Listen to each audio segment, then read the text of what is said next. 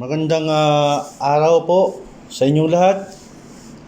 Muli, ito na naman si Maestro Virgo, also known as Commander Sator ng Sator Coronados, upang magbahagi sa inyo ng aking mga personal na karanasan sa aking pakikipaglaban at pakikibaka upang mapanatilihin ang kabutihan sa ating kapaligiran at sa lahat ng nasasakupan ng liwanag ng kapangyarihan ng Diyos Amang Makapangyarihan sa lahat. Una sa lahat, muli ay itinataas natin sa Diyos Amang Makapangyarihan sa lahat ang oras na ito. Sa bawat pagkakataon na pinagkakalob niya sa atin, sa bawat oras, sa bawat minuto, sa bawat segundo ng ating buhay upang makapagbahagi ng mga bagay-bagay na hindi pangkaraniwan sa ating buhay, na mga pangyayari o kaganapan patungkol sa mga bagay-bagay patungkol sa espiritual na gawain at mga pakikipaglaban, pakikipagtunggali upang makatulong tayo sa kapwa natin ng walang hinihinging kapalit na bagay. Salamat po Diyos Ama na makapangyarihan sa lahat. Sa oras na ito, sa bawat sandali ng aking buhay, pinagpapasalamat ko po ang lahat ng aking mabiyaya na aking natatanggap sa bawat araw-araw po, sa bawat sandali, at ganun din po sa aking mga gabay na lagi nyo rin po silang hindi pinababayaan katulad ko, at upang matupad po ang aming misyon at magawa namin ang aming mga gawain sa araw-araw. At salamat din po, lagi kong pinagpapasalamat sa inyo na sa pagtanggap po ng aking tungkulin, sa pagtanggap ng aking misyon upang maibahagi ang mga buhay na salita na pinagkaloob niyo po sa amin sa mga sinaunang maestro, at na aking sinundan po ang kanilang mga yapak, ang kanilang iniwang mga bakas, at nagpapasalamat po ako na isa rin po ako sa inyong pinagkalooban at pinili rin na maging kabahagi o maging tagapangalaga ng kapangyarihan ng mga buhay na salita patungkol sa karunungang lihim ng Diyos Amang Makapangyarihan sa lahat at ng Sator Coronados po. Maraming salamat po sa inyo. Nawa po ay gabayan nyo kaming sa pang-araw-araw namin gawain. Ang mga estudyante, huwag nyo rin po pababayaan. Gayon din po ako sa pang-araw-araw kong gawain. Gayon din po ang aking ang pamilya at aking mga mahal sa buhay at ang mga tao pong malalapit sa akin. Maraming salamat po sa inyo, Diyos Amang Makapangyarihan sa lahat. Kasama na rin po ng aking mga gabay ay nagpapasalamat din po ako sa kanila lahat. Maraming salamat sa inyo.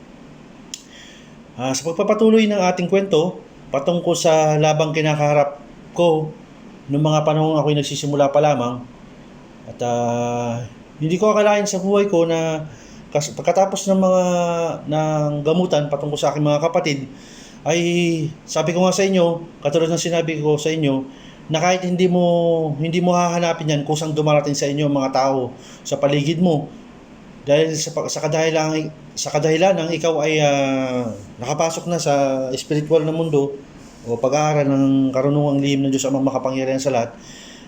Darating ang time na talagang mismong ang pagkakataon ng ang hahanap sa iyo sa mga bagay-bagay, mga tao na may mga spiritual na karamdaman, sila mismo ang hahanap sa iyo. Pupuntahan ka nila, kakaunin ka talaga ng mga yan. Ang ibabahagi kong kwento sa inyo ay patungkol sa isang kapitana o isang kapitan o kapitana sapagkat siya isang babae. Ito ay kapitana ng Tondo sa Maynila, na nagkataon lang na yung uncle ng misis ko, na kapatid ng aking biyenan na babae, ay nakapag-asawa ng taga Tondo. Ngayon yung nakapag-asawa ng Tondo na yun, ate niya yun. Ngunit nauna ko nang ginamot yung asawa ng uncle ni misis ko. Ngayon nabanggit nila nga na nanggagamot nga ako nang hindi naman ako nanghihingi ng kahit anong kapalit na bagay o kung ano man. Nanggagamot ako ng libre. Ngayon ang nangyari nun, yung si Kapitana, tawagin na lang natin siyang sa pangalang Kapitana M o Nanay M kung tawagin. Kung tawagin nila sa kanilang lugar ay siya si Nanay M. Ngayon, ang ganito ang nangyari. Galing sila ng Cavite sa lugar ng Cavite, naghanap sila ng mga manggagamot doon. Hindi ko alam kung saan sila, marami na silang pinuntahan ng manggagamot at sinisingil sila na kung may sumisingil daw sa kanila ng malalaking halaga.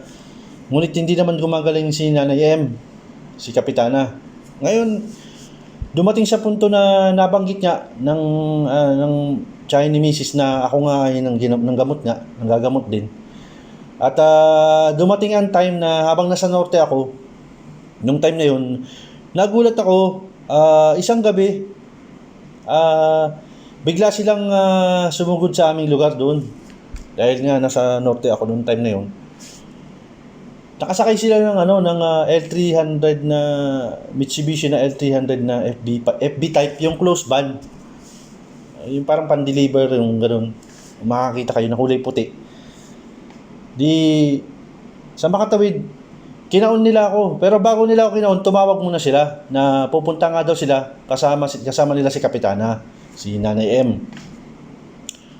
Sabi ko, bakit anong problema? Sabi ko kay Mrs. ko, tanong ako. Sabi niya sa akin, darating daw sila tito niya, kasama si Kapitana. Yun nga, yung may sakit, si Nanay M. Ano sila na sabi ko magluto tayo para kahit paano makakain sila.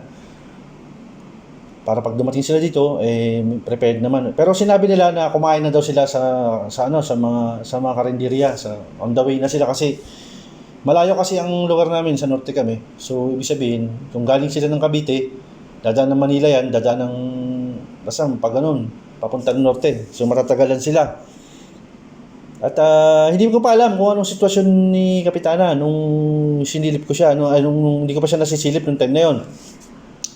Di siguro mga isang oras ang nakalipas, nag-message sila sa amin, paparating na sila sa amin, malapit na. Di agad-agad tinanong ko, sabi ko, kaya bang umakyat ni Kapitana sa bahay? Kasi yung bahay namin, paakyat kasi yun medyo bundukin ng konti. Bahay namin nila Mrs. Bob, kunting medyo bulubundukin na konti na may mga hagdanan na kailangan mo pang umakyat. Sabi nung tiyahin yung tiyahin ni Mrs. sa akin niya, hindi makakaakyat dahil nga hindi kaya dahil lupay-pay nga si Kapitana. At sinabi nga daw na malaki ang tiyan, lumalaki ang tiyan, gumagalaw yung tiyan niya. Di sabi ko ganyan, ganun ba? Sige, wag niyo nang paakyatin ka ako. Ang ginawa ko, nung dumating na sila dun sa baba ng bahay, sa bahay namin. Di, nangyari, sinilip ko si Kapitana, pumasok ako dun sa close van, tinignan ko siya. Sabi ko, Kapitana, ano na po nangyari sa inyo? Binati ko muna sila lahat. Sabi ko, napakalayo ng biyahe nyo at gabing-gabi na, ba't kayo umabot dito? Kasi ako, alas 8 na ng gabi nung dumating sila. Sabi ko, napakalayo ng biyahe nyo, hindi ba kayo Di, ayaw na daw nilang lumapit sa kung kanila dahil nga daw, nagbayad na sila ng kung kanino mga manggagamot sa parte ng Cavite o saan man. Hindi naman gumagaling si Kapitana. Talagang yung laki ng tiyan niya, lalong lumalaki ba? Ngayon sabi kong ganyan, sige, medyo distansya muna kayo ng konti. Akitin ko lang, sisilipin ko lang. Sinilip ko muna si Kapitana. Nung tinignan ko si Kapitana, sabi ko, Nanay M, kamusta po kayo? Sabi ko, kilala niyo po ako? Sabi ko sa kanya, kilala kita, tulungan mo ko, sabi niya. Tulungan mo ko, sabi niya sa akin. Mamamatay na yata ako, sabi niya sa akin. Ay, huwag ko kayo magsalita ng ganyan ka ako. Sabi ko may awang Panginoon Diyos, gagaling po kayo. Sabi ko sa kanya. Pero ang napansin ko sa kanya, lupay-pay siya, tapos hinang-hina na siya. Tapos yung tiyan niya, ang laki. Grabe, ang laki. Tapos medyo gumagalaw yung tiyan niya, napansin ko. Ang ginawa ko, sabi ko, Nanay M, Kapitana, saglit lang po ha, pwede ko ba bang hawakan yung tiyan nyo?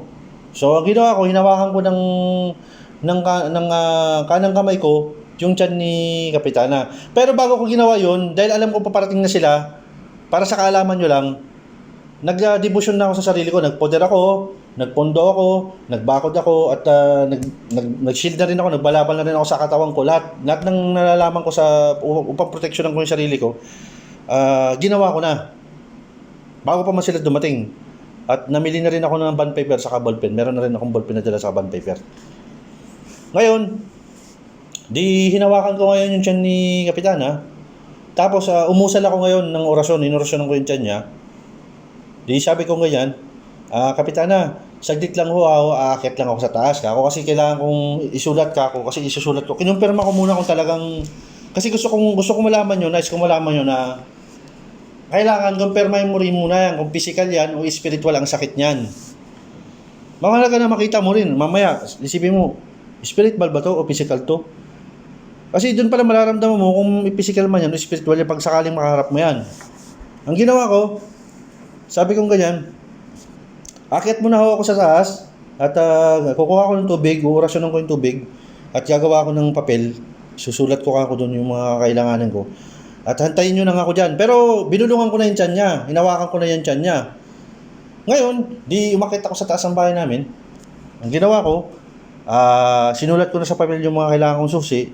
Tapos yung tubig, inorasyonan ko na rin at kinonsagra ko yung papel na aking gagamitin. Kinonsagra ko na lahat. Nagmantra na ako at kinonsagra ko na rin lahat. At bababa na ako. Nung mapababa na ako,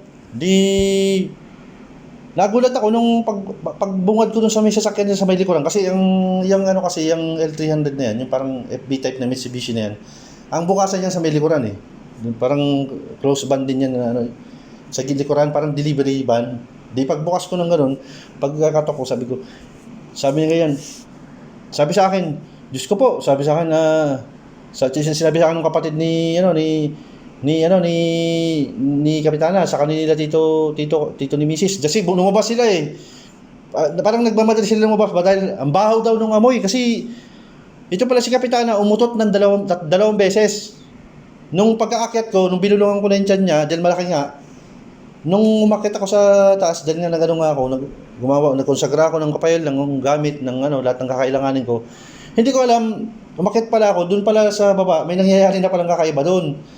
Umutot pala si Kapitana ng dalawang beses na napakalakas. Talagang hangin daw na napakabaho. Hindi siya salitang kabastusan, talagang napakabaho nung utot. Dalawang beses pa na napakalakas. Tapos mapapansin mo yung tiyan niya, parang medyo humupa yung laki ng tiyan niya. Kasi gumagalaw-galaw yung tiyan eh. Humupa. First time ko lang makakita ng gano'n na yung tiyan niya lumalaki tapos parang gumagalaw. Siyempre ako sa baguhan pa lang ako manggagamot. Wala naman ako masyado pang alam sa ganung bagay. Makakita ka ng ganun. Parang unexpected yun. Lalo para sa akin na nag-umpisa pa lamang. Pero hindi ako natakot. So ang sinabi ko, ganun ba? Sabi ko na nga ba? Sabi ko. Kasi bago ako umalis, bago ako makiat, inarasyonan ko na ako yung tiyan niya. Binulungan ko na ako yan ng orasyon na base sa akin na talagang nilagay ko dyan sa tiyan niya para lumabas man kung ano man yung na yan. Paupain yung kasi lupay-pay na eh. Hindi na siya hindi nga makatayo. Hindi nga nila maiangat ng ganun dahil nga hinang-hina. Ngayon, sabi kong ganyan, sige, mag-umpisa na tayo ako. Dahil gagamutin ko na nga si Kapitana. Para sa kalaman ng lahat, siya ay Kapitana ng Tondo. Yung si Nanay M na yon. Ngayon, ang ginawa kong ganyan, nung papalapit na ako sa kanya, ganun din, hawak ko na yung papel, iniabot ko sa kanang kamay niya yung papel na yun, hinawakan ko ng kaliwang kamay ko. Tapos, hinawakan ko ng kanang kamay ko yung ulo niya at dinasalan ko ng aking orasyon upang sa ganun makapasok yun, yung espiritu ng kalaban na nasa loob. Pagpasok nung espiritu ng kalaban sa loob, talagang nagulat din siya gano'n, napatingin sa akin ng lalaki yung mata niya. Sabi ko sa kanya, sino ka? Oh, hindi mo kilala, bakit ka naririto ngayon? Tinatanong kita ngayon. Sabi ko, anong ginagawa mo sa babaeng ito? Bakit mo pinalaki ang tiyan nito? Sabi niya sa akin, di ba kaimik? Talagang nagtataka siya. Tapos naiiyak-iyak. Sabi ko, gusto mo, itong laki ng tiyan na to, doblein ko pa ang laki ng tiyan, ipasok ko sa tiyan mo, palakihin ko rin ang tiyan mo. Sabi ko sa kanya, ibalik ko sa ito, i-revolter ko sa iyo kako to. Sabi niya sa akin, hindi po, wag po. Sabi niya, talagang hindi mo nakita itong tao na to, papatayin mo na ako. Halos umango sa dito, nag-aagaw buhay na. Ganyan ba kayo kako katindi, karumal-dumal ginagawa niyo kako? Wala ka kakong puso kako. Sabi ko sa kanya ganyan, sa babae na yun. Kilala kita ako, babae ka. Sabi ko sa hindi ka pwede magkamali. Babae ka ako. Kapitbahay ka, di ba? Sabi ko sa kanya. Biglang napatango siya. Talagang napatango. Kasi sapagkat yung mismong orasyon na yun, hindi siya pwede magsisinungaling yun. Dahil lahat ng mga Lahat ng mga susi na akin nabanggit sa ano na yun, sa papel na yun, lahat ng mga tinawag kong susi na yun, nakapaligid na sa kanya yun, hinahawakan na siya nun. May nakahawak na sa lahat ng parte ng katawan niya. Tsaka bukod doon, ipinako ko siya ng kapangyarihan na buhay na kapangyarihan ng 4 na buhay na salita. At bukod pa doon, may pamako rin akong espesyal na pamako ng Sator Coronados na itinara ko na rin sa bawat bahagi ng katawan niya. Sa ulo, sa balikat, sa kamay, lahat, pinako ko yan. Pinako ng kapangyarihan ng Sator Coronados yan at ng buhay na salita, 4 na buhay na salita na yun. Ngayon, nung nakikita niya ako, nakikipag-usap ako sa kanya, sabi ko, kitang-kita kita, nakikita kita ngayon. Ano ang dahilan, bakit mo pinalaki ang tiyan ng babae na ito? Tanungin kita anong dahilan.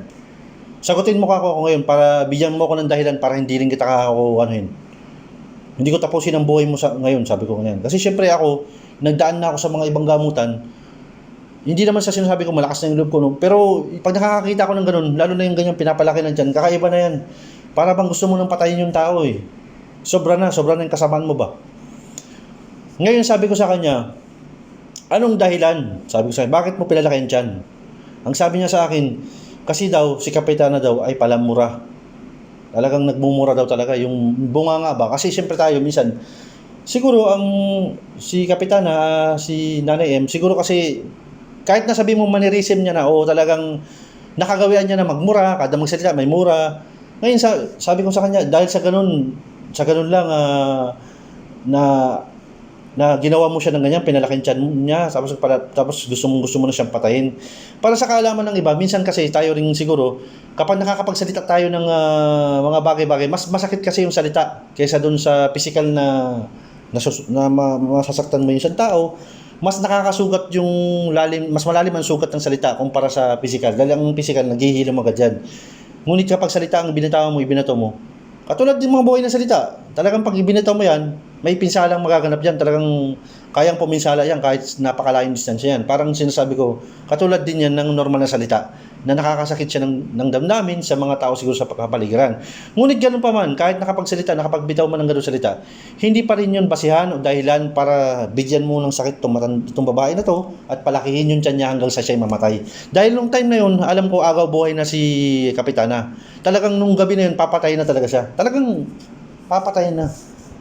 Ngayon sabi ko ganyan, sabi ko ayaw ko maglaban tayo, sabi ko sa babae na yun. Pero kung ngayon pa man, kaya kitang tapusin ka ako sa kanya.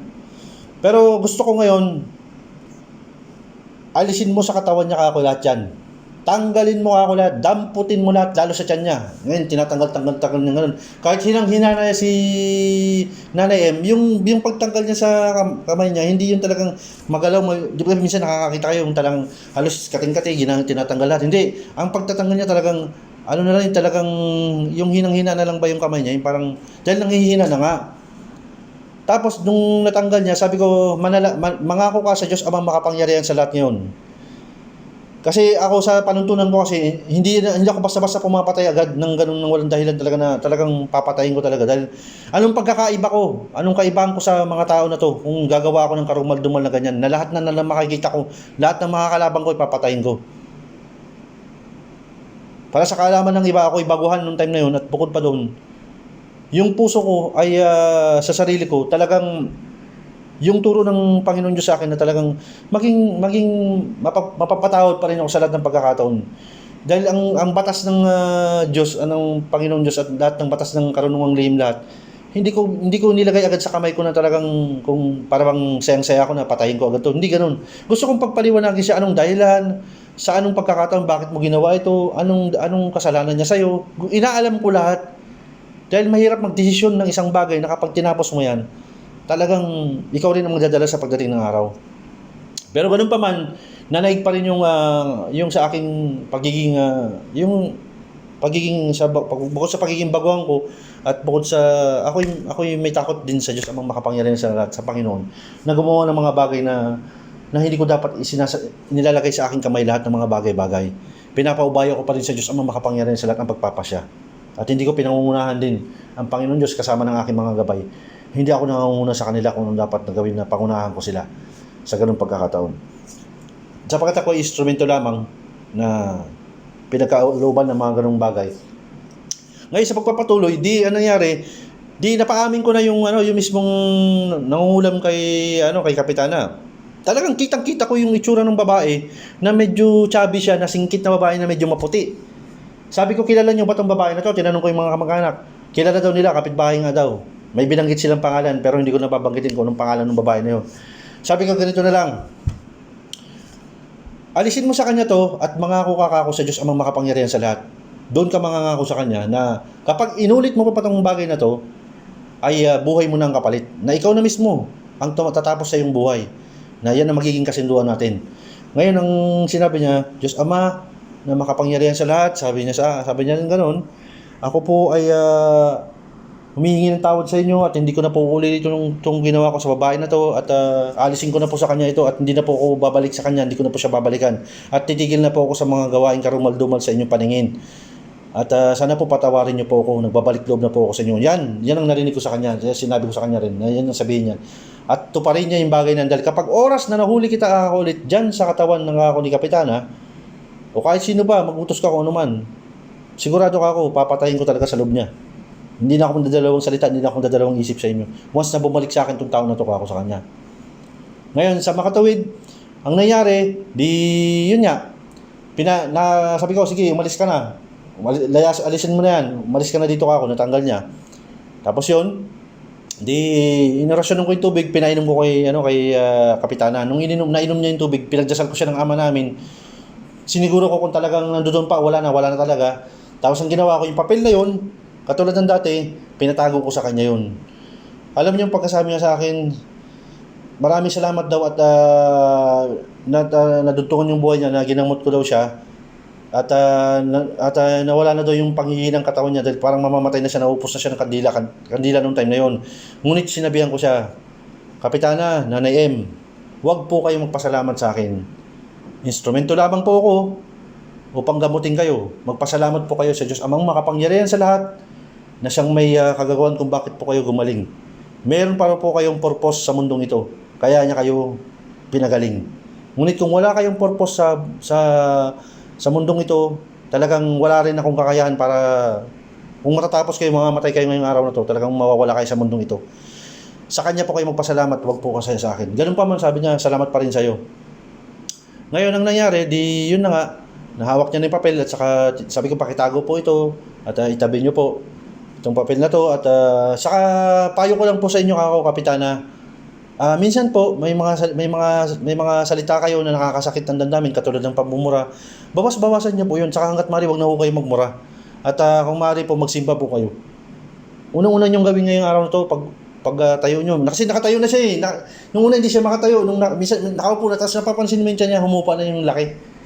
Humupa yung laki ng tiyan niya. Kaya sabi ko makarunungan ng Diyos amang makapangyarihan sa lahat nung time na 'yun. At napakalakas ng pwersa ng kapangyarihan ng Sator Coronados. Sapagkat nasubok muli ito para kay Kapitana ng Tondo na kung tawagin ay si Nanay M. Kaya sabi ko sa sarili ko, Panginoon, maraming salamat po at muli napatunayan nyo ang kapangyarihan ng Sator Coronados ay talagang makapangyarihan at ang kapangyarihan nyo po kasama ng mga gabay ay hindi rin po binabayaan itong tao na to. At sabi ko, salamat po at naging kabahagi ako, naging instrumento nyo ako sa ganitong pagkakataon at talagang malugod ko pong tinatanggap at isang karangalan po para sa akin na ako ay mapabilang o maging kabahagi sa kapangyarihan ng Sator, maging tagapangalaga sa bawat na buhay na salita na inyong pinagkaloob sa amin, na aking natuntun o nasundan ang mga yapak ng mga sinaunang maestro. Ang kanilang mga iniwang bakas ay napasa kamay ko ang ilan sa mga iniwang bakas ng mga naunang maestro na ipinagkaloob niyo sa kanila noon. Yun. At hanggang sa ngayon, nung nakaraan lang, nag-message sila, tumawag sila sa amin na yun nga, si Kapitana, si Nanay M ay magaling na, tuluyan na magaling.